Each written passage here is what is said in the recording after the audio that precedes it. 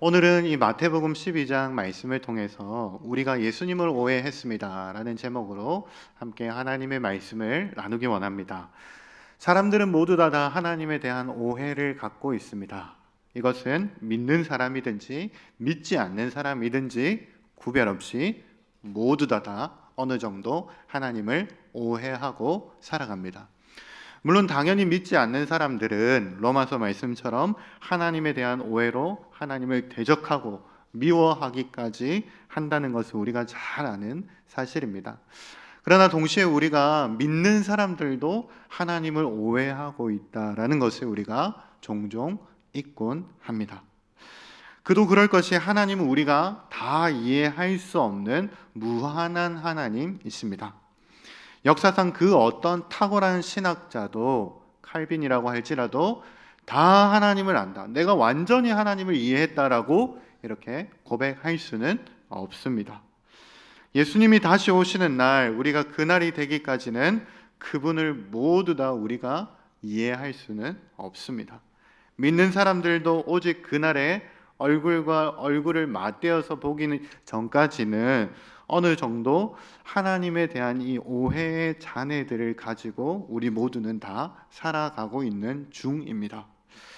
그래서 이 세상 사는 동안에 완전한 하나님의 말씀을 의지해야 합니다. 하나님에 대한 오해 잔재를 가지고 살아가는 우리들이 이 하나님에 대한 완전한 말씀, 이 말씀을 붙들지 않으면 우리는 하나님에 대해 점점 더 오해할 수밖에 없는 사람들입니다. 우리는 이 하나님의 말씀을 붙들지 않으면 바르게 하나님을 알지도 못하고 바르게 하나님을 섬길 수도 없고 그분을 바르게 예배할 수도 없습니다.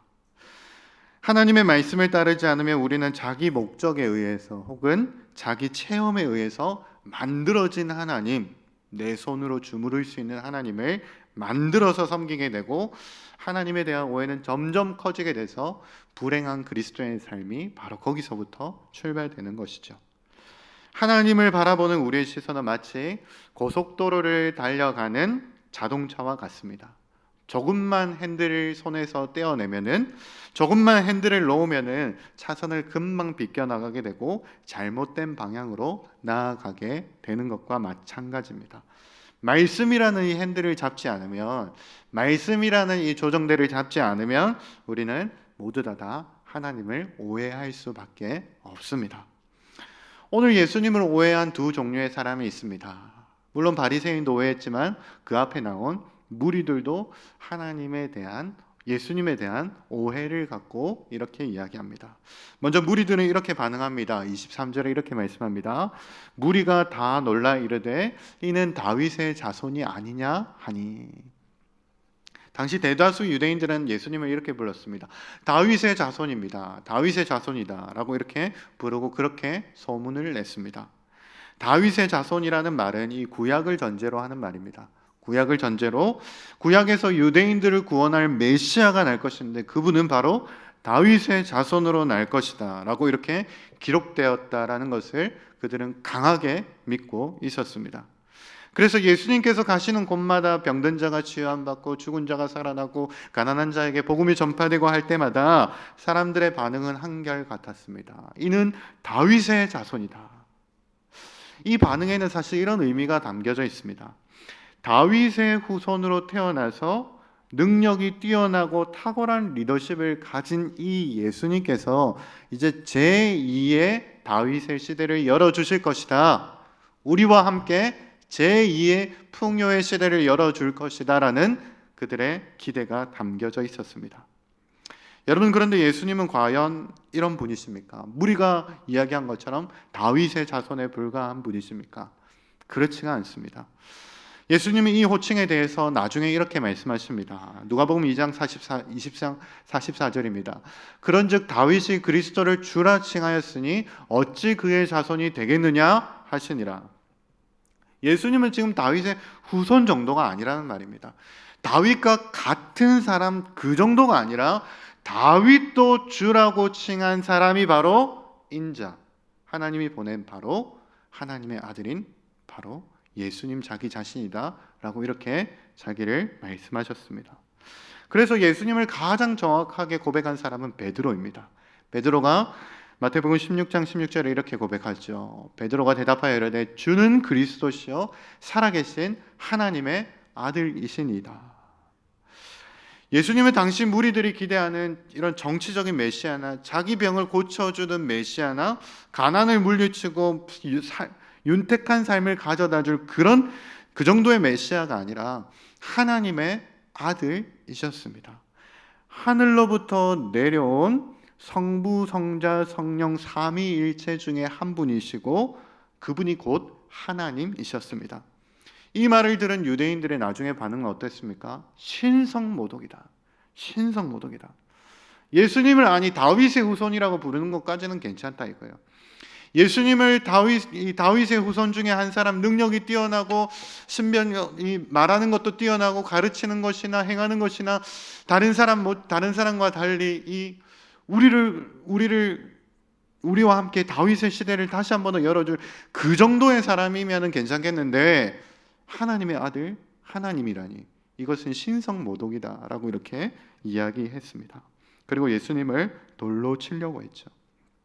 여러분도 오늘날 우리도 이 말씀 앞에서 우리도 예수님을 이렇게 오해하고 있지 않은지 우리도 생각해 보아야 합니다.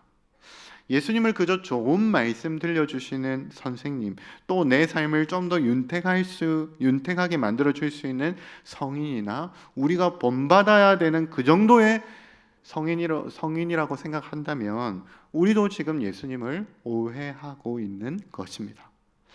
예수님은 하나님의 아들로 우리의 삶의 주인이 되신 분이십니다. 그분은 하나님으로서 피조물인 우리 삶의 주권을 붙들고 계시며 주권을 행사하시는 분이십니다. 그러니까 쉽게 이야기해서 예수님은 내가 원하는 것을 들어주셔야 하는 하나님이 아니라 예수님이 원하는 것을 우리가 살아내야 하는 것이 바로 그리스도인의 삶이요 하나님의 아들이신 예수님을 모신 삶의 모습이 되어야 한다는 것입니다. 그렇지 않고 우리도 내가 원하는 모습을 예수님이 들어주면 좋겠다라고 생각한다면 우리도 예수님을 오해했습니다. 두 번째로 오늘 말씀에서 예수님을 오해한 사람들은 바리새인들입니다. 24절입니다.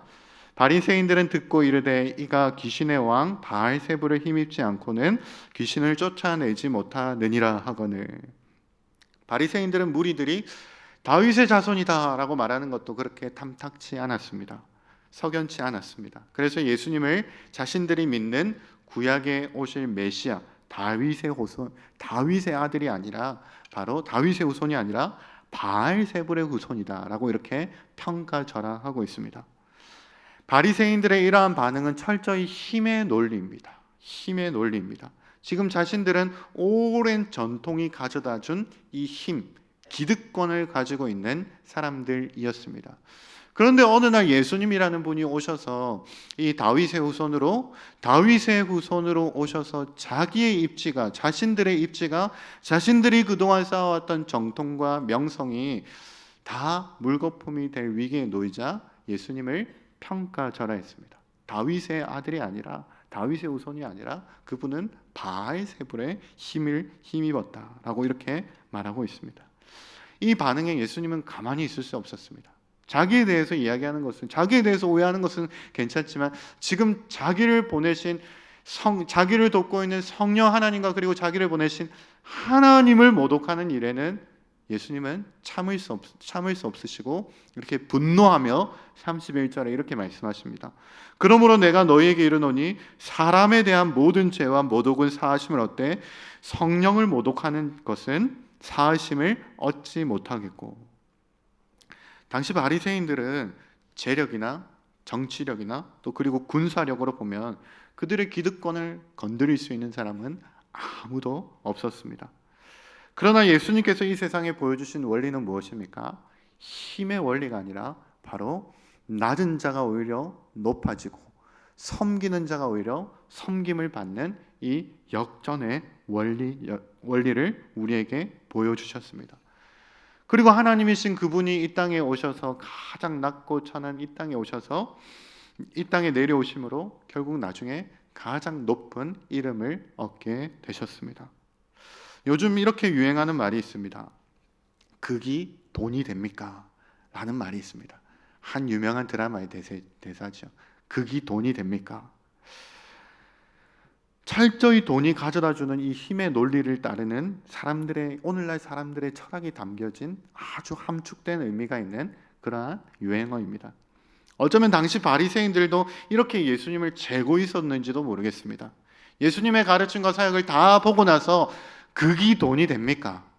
그래서 극이 나의 명성과 나의 업적을 더 쌓아주는데 도움이 됩니까? 예수님이 나에게 도움이 됩니까?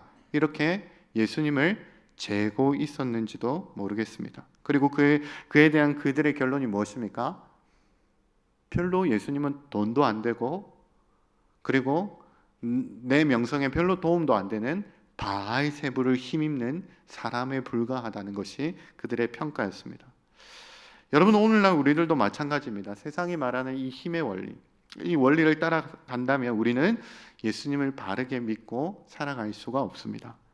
생각해보면 예수님을 따르는 삶만큼 비효율적이고 낭비적인 삶도 없습니다. 여러분들 이 주일 오후에 나와서 지금 이 귀한 시간에 나와서 이렇게 우리가 시간을 다른 세상 사람들은 낭비하고 있다라고 생각하겠죠.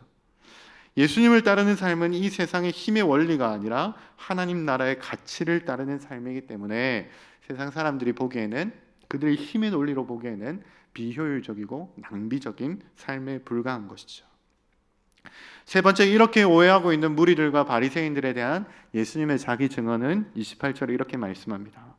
그러나 내가 하나님의 성령을 힘입어 귀신을 쫓아내는 것이면 하나님의 나라가 이미 너희에게 임하였느니라.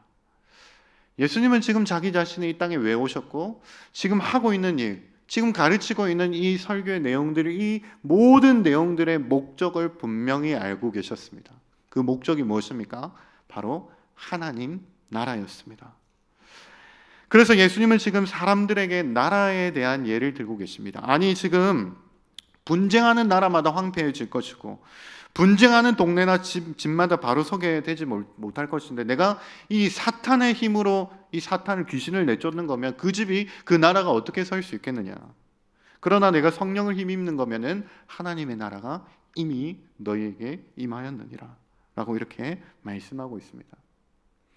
여러분들 오로지 하나님 나라의 관심만을 가지고 계신, 오로지 하나님 나라에 대한 이 목적만을 가지고 계신 이 예수님을 바라보고, 또 그리고 그 예수님을 오해하고 있는 이 무리들과 바리새인을 보면 예수님은 너무나도 외로워 보이십니다.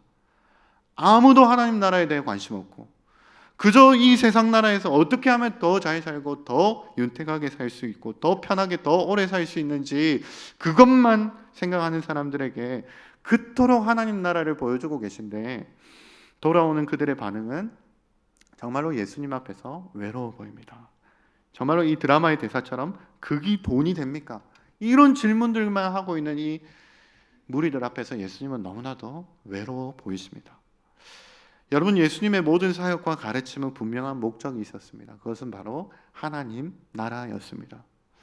마지막으로 결론적으로 오늘 그러면 우리들의 반응은 어떻습니까? 오늘 본문에서 우리의 반응은 기록되어져 있지 않지만 우리의 마음을 감찰해 보시는 이 성령 하나님 앞에서 지금 우리의 상태는 어떤지 한번 생각해 봅시다. 생각해 보시기 바랍니다. 지금 하나님의 나라는 이미 임하여서 지금까지도 많은 사역과 가르침으로 임하고 있습니다. 우리 교회도 예배, 전도, 봉사, 양육, 훈련, 교육, 이런 사역들이 진행되어지고 수많은 예배, 주일 예배를부터 시작해서 새벽 예배와 수요 예배에 이르기까지 예수님의 가르침이 선포되어지고 있습니다. 이 가운데 여러분들은 하나님의 나라를 경험하고 계십니까? 아니면 무리들처럼 이 일이 내게 무슨 유익이지? 그러한 일들로 생각하고 있지 않는지 우리는 이 말씀 앞에서 생각해 보아야만 합니다. 그리고 바리새인들처럼 이렇게 이루어지고 있는 일들, 이렇게 임하고 있는 하나님의 나라에 동참하지 않으면서 가만히 앉아서 이 일은 저렇고 저 일은 저렇고 라고 판단만 하고 있지 않은지, 이렇게 오해하고 있지 않은지 우리는 이 예수님의 말씀 앞에서 우리를 돌아보아야만 합니다.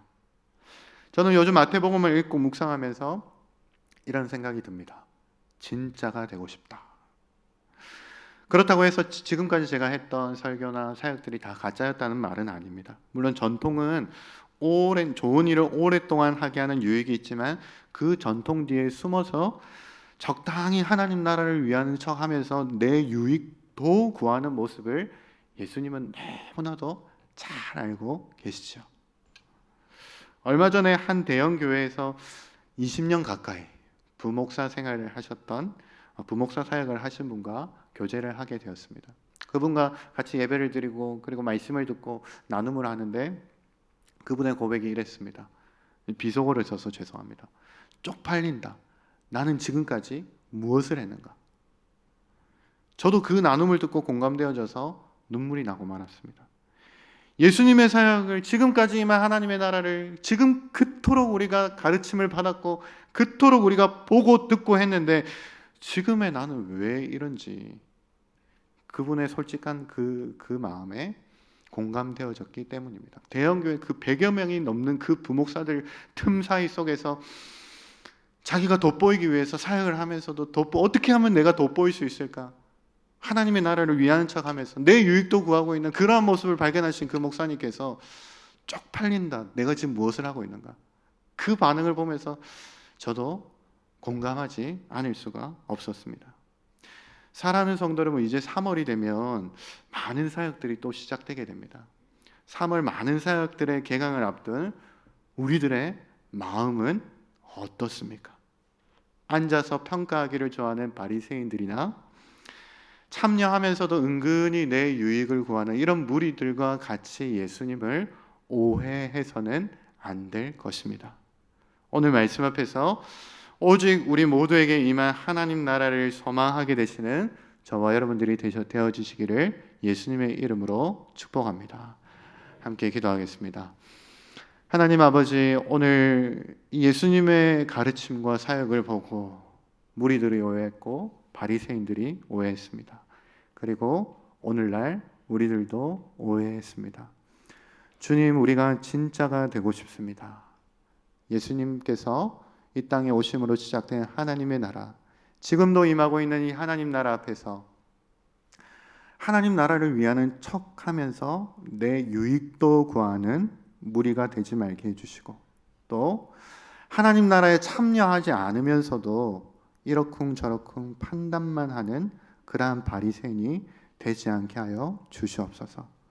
오직 하나님 나라에 동참하여서 예수님의 편에 서서 예수님과 함께 하나님 나라를 이루어가는 진정한 그리스도인의 삶이 될 수 있도록 우리의 삶을 인도하여 주시옵소서. 감사를 드리며 예수님의 이름으로 기도합니다. 아멘.